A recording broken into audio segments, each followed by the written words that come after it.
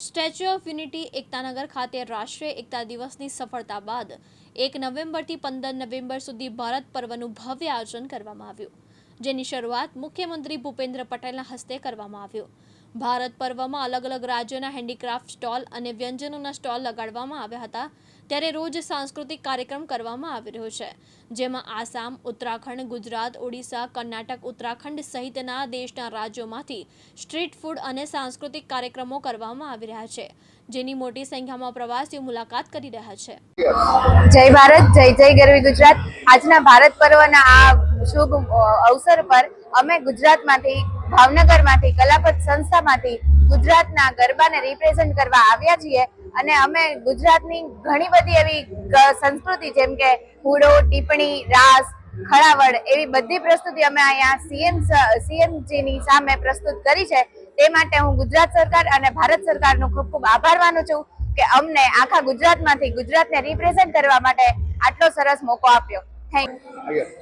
હા, ગુજરાત આમ તો ખાણીપીણી અને બધી પ્રવૃત્તિમાં આગળ જ છે અને ગુજરાત ખાસ કરીને વખણાય છે તેના ગરબા અને એની સંસ્કૃતિ માટે।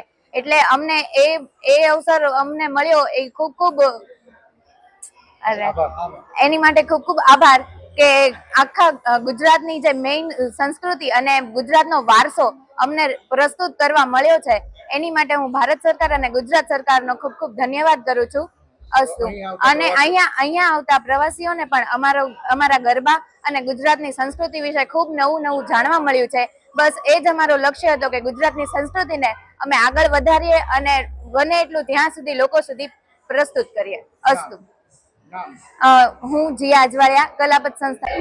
नमस्कार, हम छत्तीसगढ़ से आए हैं और हम यहाँ पे स्टेच्यू ऑफ यूनिटी गुजरात में हैं। यहाँ बहुत ही बड़ा आयोजन हो रहा है भारत पर्व, जिसमें हम यहाँ पे कर्म प्रस्तुति करने आए हैं। यहाँ से 17 आर्टिस्ट हमारे साथ रहेंगे और हमें यहाँ पे बहुत गर्व महसूस हो रहा है।